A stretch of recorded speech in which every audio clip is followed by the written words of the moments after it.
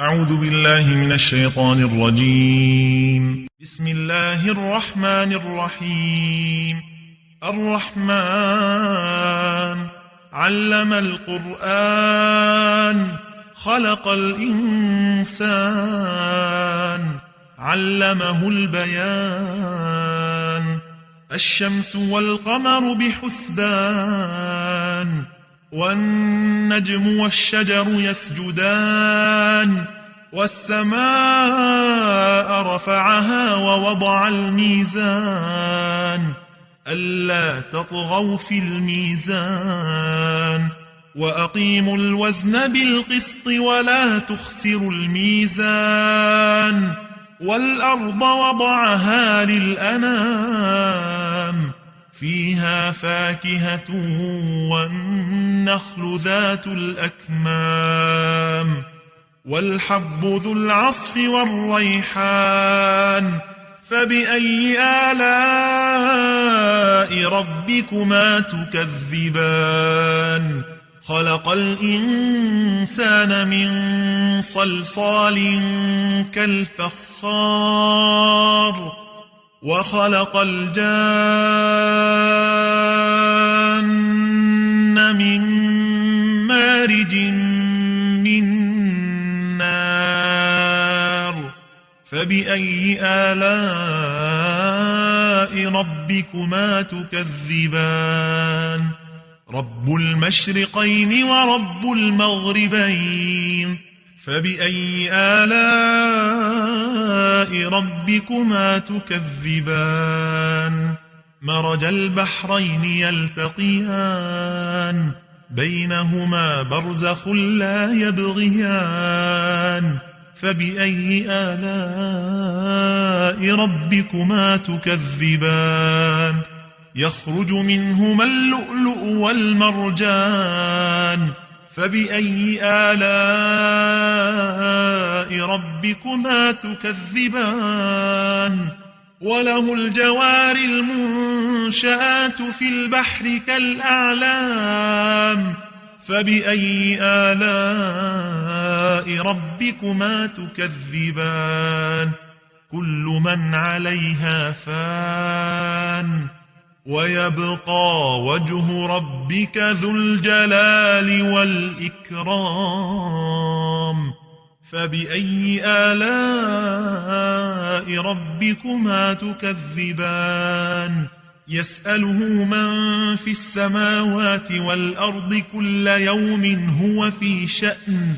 فبأي آلاء ربكما تكذبان؟ سنفرغ لكم أيها الثقلان. فبأي آلاء ربكما تكذبان؟ يا معشر الجن والإنس إن استطعتم أن تنفذوا من أقطار السماوات والأرض فانفذوا لا تنفذون إلا بسلطان. فبأي آلاء ربكما تكذبان؟ يرسل عليكما شواظ من نار ونحاس فلا تنتصران. فبأي آلاء ربكما تكذبان؟ فإذا انشقت السماء فكانت وردة كالدهان.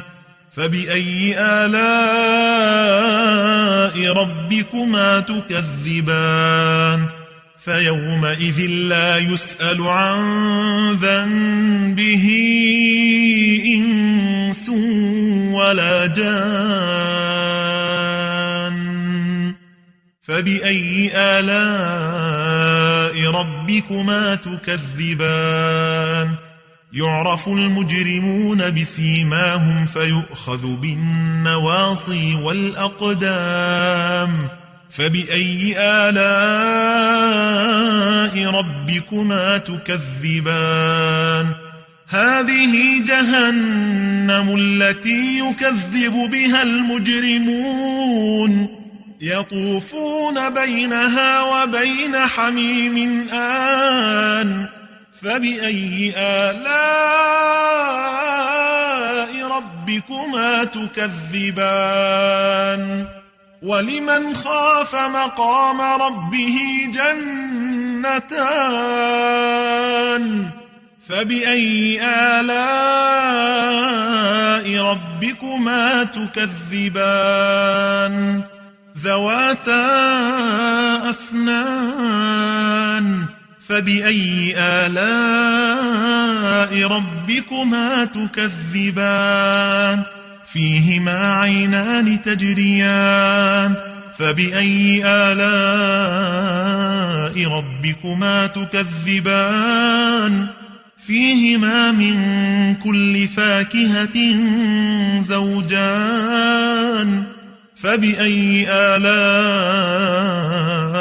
ربكما تكذبان متكئين على فرش بطائنها من استبرق وجنى الجنتين دان فبأي آلاء ربكما تكذبان فيهن قاصرات الطرف لم يطمثهن إنس قبلهم ولا جان فبأي آلاء ربكما تكذبان كأنهن الياقوت والمرجان فبأي آلاء ربكما تكذبان هل جزاء الإحسان إلا الإحسان فبأي آلاء ربكما تكذبان ومن دونهما جنتان فبأي آلاء ربكما تكذبان مدهامتان فبأي آلاء ربكما تكذبان فيهما عينان نضاختان فبأي آلاء ربكما تكذبان فيهما فاكهة ونخل ورمان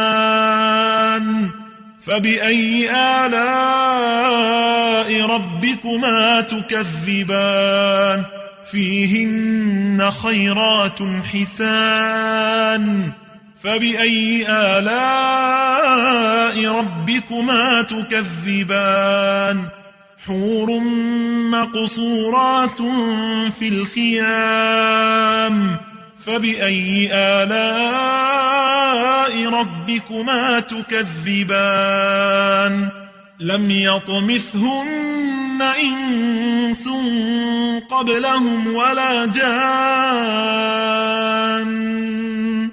فبأي آلاء ربكما تكذبان متكئين على رفرف خضر وعبقري حسان فبأي آلاء ربكما تكذبان تبارك اسم ربك ذي الجلال والإكرام